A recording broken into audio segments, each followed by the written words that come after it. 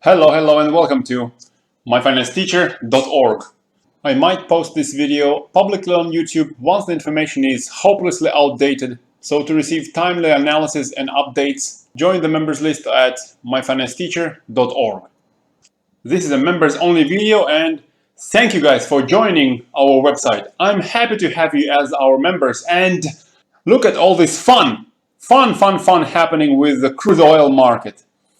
Yesterday we saw the crude oil price hitting that minus $40, negative $40, but it's just on the May futures. And actually at the moment today the price for the May futures delivery is already above zero. It's only 10 cents, but it is above zero. Imagine this trader who's holding these May delivery futures as the price is dropping from 20 to 10 to 5 to 1, and if he's going to roll over into June, looking at the June futures, this is a 4-hour chart, each candle is 4 hours, the price never dipped below $17, so imagine this poor trader with the price dropping 10, 5, $1, and if he's going to roll over into June, he's gonna sell at 5 and buy at 17, and if he doesn't do that, if he doesn't close out the contract, he's gonna go into the middle of nowhere, somewhere into Cushing, Oklahoma, and get that delivery. And who wants to do that? I will tell you, nobody wants to do that. So all those traders keep selling, even if the price is negative. They gotta get out of their positions. Bringing the price all the way down to negative 40, how crazy is that? And a jump up from negative 40 to zero is also an amazing return in one day. But as I said, those were particularly May delivery futures. June futures behaves relatively well, never dipped below $17. And in this video I want to discuss my outlook for crude oil and oil producers. And before I share my opinion with you guys, I will have a look at a few reports, particularly from Energy Information Administration, EIA. This chart in front of us is the inventory of crude oil in Cushing. And with the current oil price war going on, and with the economy in lockdown when nobody is driving or flying or moving at all, the inventories are of course rising and rising. And although the inventories are rising all the time, our spot price is not negative yet. Although it's not far from negative either, it's only $11.50. As you see, there's been a lot of crazy volatility in crude oil over the last couple of months, but we might continue to have that volatility if inventories at Cushing approach their capacity. So, my question is, where is the capacity at Cushing? If we look at this report, that's by EIA as well, unfortunately it hasn't been updated that frequently, so in September the capacity was 51% full. Looking at September over here, which is at 40 million barrels, and if that is 51%, then the capacity is somewhere just under 80 million barrels. Meaning that at current inventory levels, looks like Cushing is still under 75% full. But look at this increase in inventory just over the last couple of weeks. If the shutdown continues all through, say, May, maybe Cushing approaches its capacity. In that case, I would expect crude oil to continue being volatile. And also that's when we will very likely see a low in crude oil prices, because if the capacity is full, and if we extrapolate a similar situation to a global capacity with all the oil tankers at the moment being used as storage capacity and approaching their full capacity as well, that's when we will finally see production cuts. Because there will be nowhere to put that oil. And that's finally when the relief is highly likely. Although a gradual increase in oil price might actually start before the inventories approach full capacity. In either case, over the next several months, over the intermediate or long term, I think being long energy might actually prove to be very beneficial. This here is EIA's short-term outlook on the global production and consumption of fuel going out to the end of 2021. And of course, as you see here, we are at a very deep trough. That's all due to the economies of the world being shut down. But sometime in Q3, maybe even near the end of Q2, the economies are going to open up gradually, and that will bring the consumption back up. So in my opinion, we are now in a very unique situation. Remember the saying, buy the house when blood is flowing on the streets? At the moment, the economic streets are full of blood. The, so to speak, economic rivers are overflowing with blood. And I think with time, this proved to be a very unique buying opportunity, with crude oil price just over $11 on the spot. Looking into the future, this is again from EIA.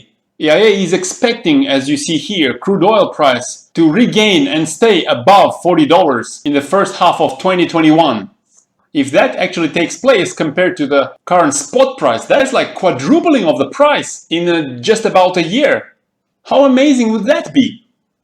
And looking at the charts over here, it's a little bit tricky to see the cycles in crude oil over the last year or so, because for a while crude oil was basically stuck between these $50 and $60 all the way from May 2019 until January this year.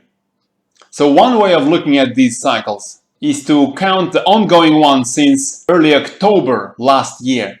That gives us an ongoing cycle of 201 days. Usually these cycles last for about a half a year, but often crude oil cycles can stretch for much longer than that.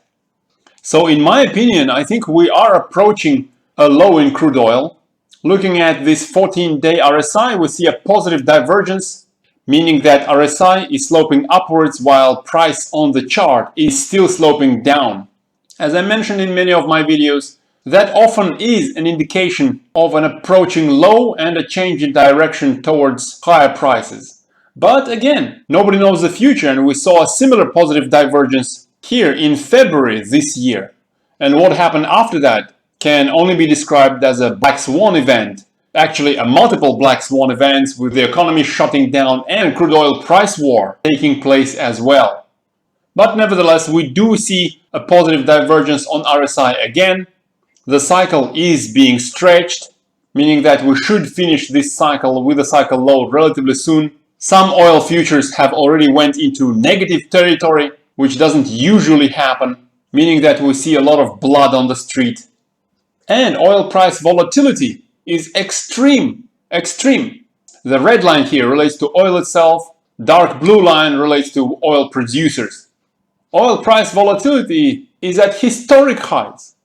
And when oil price volatility exceeds this level of 60, that's usually a really nice opportunity to get into oil. Last time volatility poked above 60 was in late 2018, and from late 2018 into the beginning of the second quarter of 2019, we saw a 55% increase in oil price. Before that, volatility reached 80 in early 2016. Within the next several months of an intermediate cycle rally, we saw a 95% gain in oil price. Next, before that, oil price volatility hit 60 in early 2015. And again, from early 2015 into middle of the year, we saw a 44% increase in oil price. And look at the volatility at the moment. It's broken above 180. So, as I mentioned in one of my older videos on crude oil, I did have some losses on USO initially, but then I converted into energy producers. Again, all of that mentioned in previous videos, and you can have a look at that on the YouTube channel. Plus, you got to be careful with selecting those producers, as some of them might not survive this calamity with the oil price. And look what's happening to the producers. All the way since the middle of March, producers are trending upwards. This blue line, this is XLE, an ETF following oil producers. Whereas crude oil is trending downwards. There is a huge divergence between these two, which I'm quite happy about, because I finally recovered those losses from the USO trade and starting to have some profits. Plus, in my previous video on crude oil, I had a look at top 20 largest oil producing companies in the world. I mentioned entering into those, and since then, a lot of them have rallied noticeably. So with all of that in mind, I just want to leave you with this chart. A unique buying opportunity in crude oil, particularly in more stable producers, with a lot of them actually paying very nice dividends. It doesn't mean that tomorrow the oil price will go back up to 20, 30, and 40, but generally over these weeks, I think we are seeing a nice buying opportunity. So as I mentioned in those older videos on crude oil on YouTube channel, I was around 80% allocated in energy already. So I just have a little bit of cash left within the energy part of the portfolio. And over the next 2-3 weeks, I might allocate that cash into some of those selected producers. And I think I would only choose among, say, top 20 largest producers in the world. So that's all for now. I hope you're having a nice day and good luck in your trades.